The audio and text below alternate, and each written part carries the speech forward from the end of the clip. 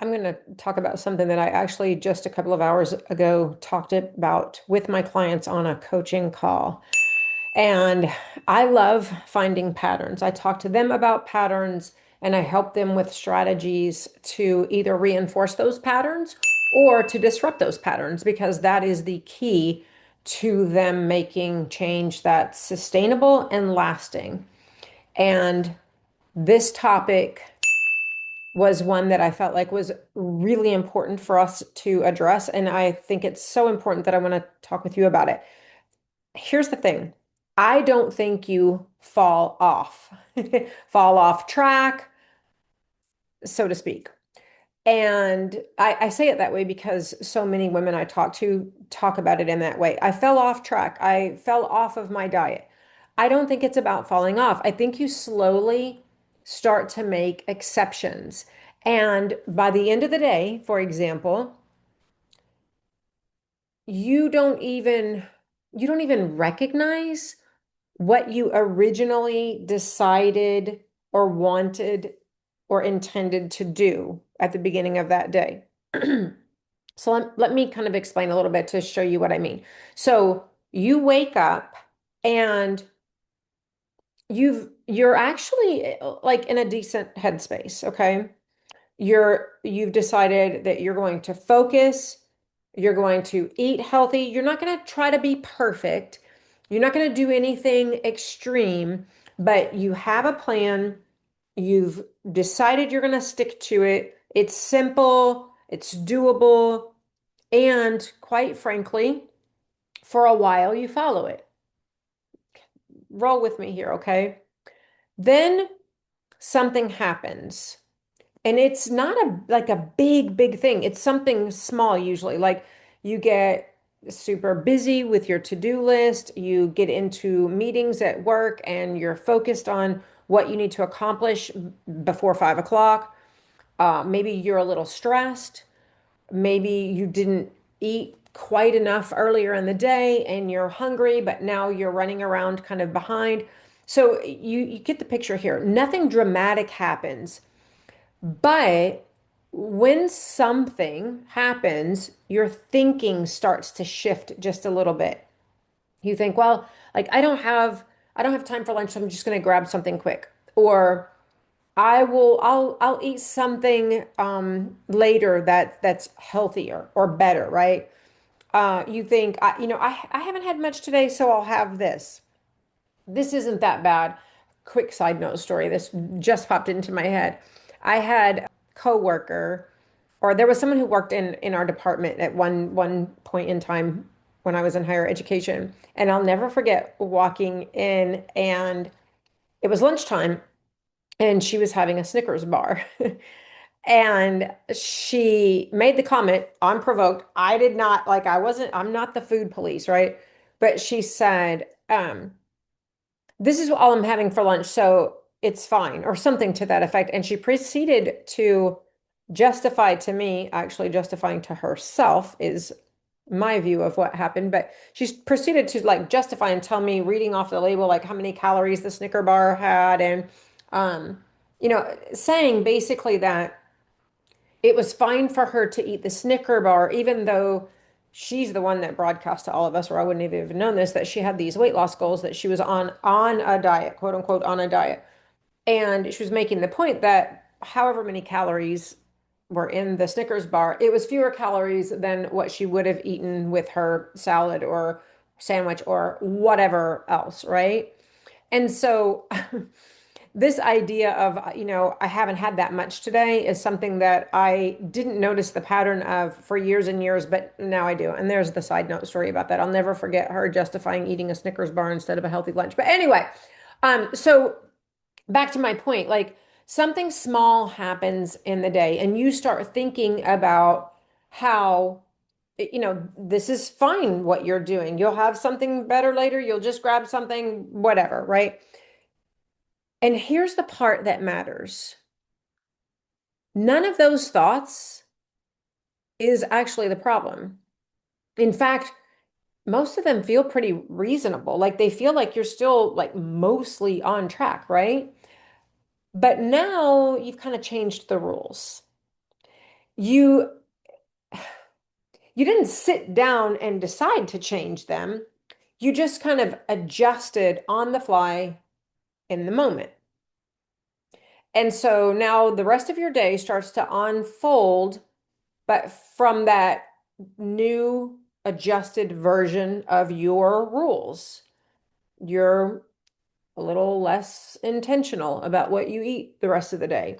Maybe you're a little more flexible with yourself. You're like a little more of on this kind of bandwagon of like I'll just figure it out later. Maybe I don't know, you pick and eat all the time like while you're making dinner, but you're kind of eating. Or maybe dinner doesn't quite hit and satisfy you, so you're left unsatisfied, and so later you like wind up in the kitchen again eating more. You're not starving, you're not out of control. You're just kind of like looking around and grazing, right? And at that point, you're not even thinking about the version of you from this morning when you set out with your plan and your healthy lunch and like being of the mindset that you're focused on your goals. Now you're operating from a completely different standard, new set of rules, new standard, right? Well, I would argue that is not inconsistency. I know you think it is, and maybe it sounds like it on the face of it, but hear me out. I would say this is not about you being inconsistent. This is not about you, quote unquote, falling off of your diet. It's about you renegotiating your decisions in real time. You made a plan. Then throughout the day, you reopened it, you revisited, you revised the plan, you kind of softened it up. You made just little exceptions here and there. And what that does over time is teach you that your decisions don't actually hold. They don't actually matter. That your decisions are just kind of suggestions that are flexible, and your decisions kind of just depend on how you feel.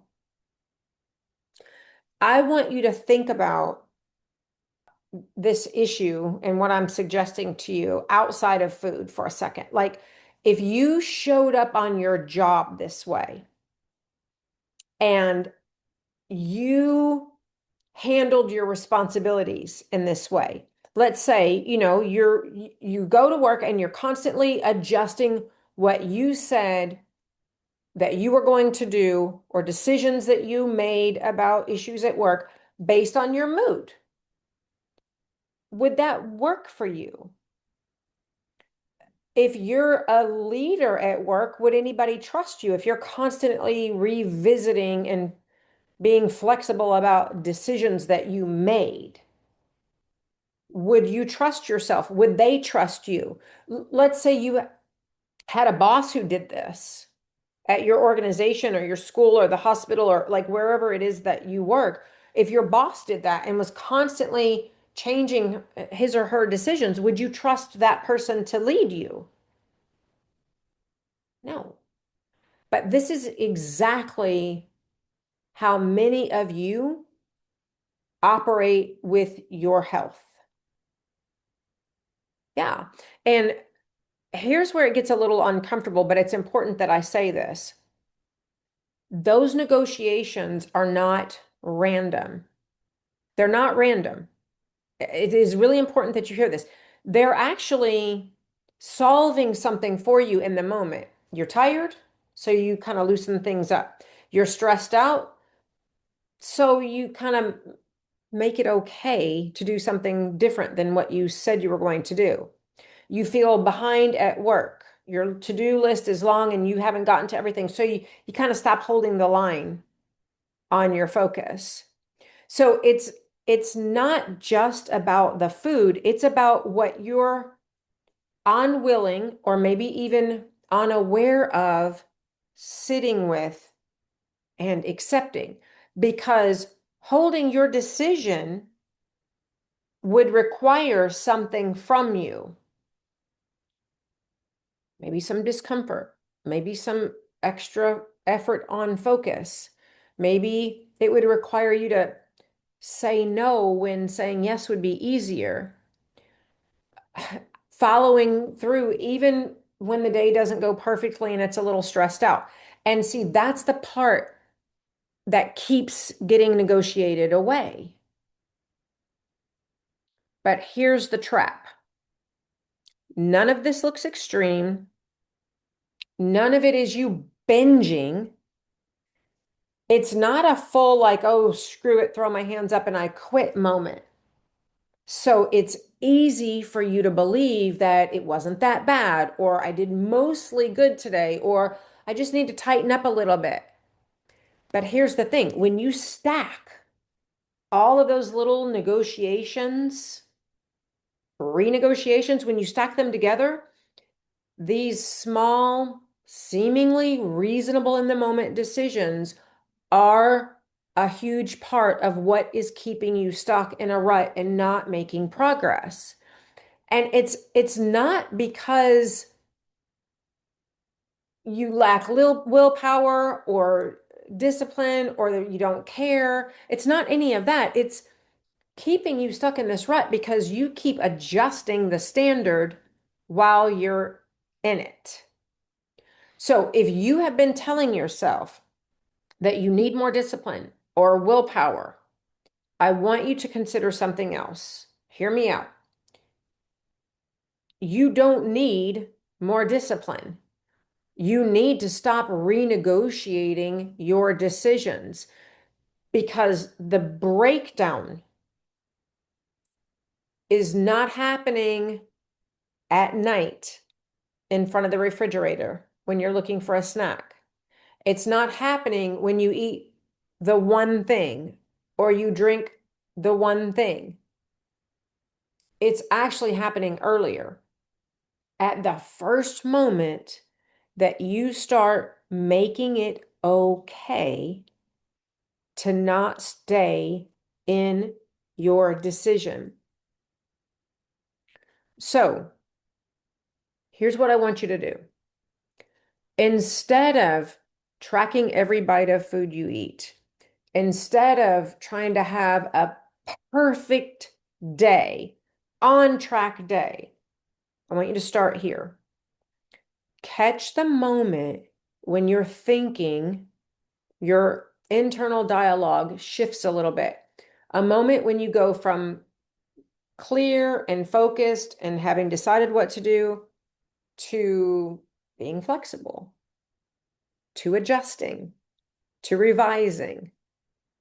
And ask yourself, what am I trying to make okay right now? What am I trying to make okay right now? What am I trying to feel okay with right now?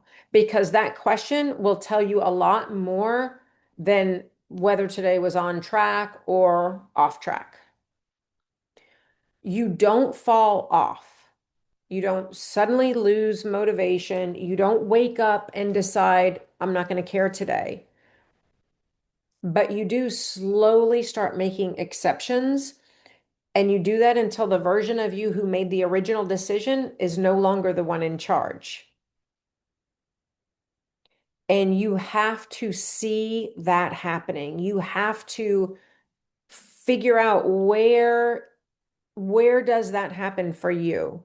Because when you can catch that, when you start catching it, you'll be able to catch it a lot easier than you used to, for one thing, and you'll be able to lead yourself in a way that is aligned with the decision that you had for who you want to be and how you want to feel and how you want to show up in the world. I really hope this was helpful.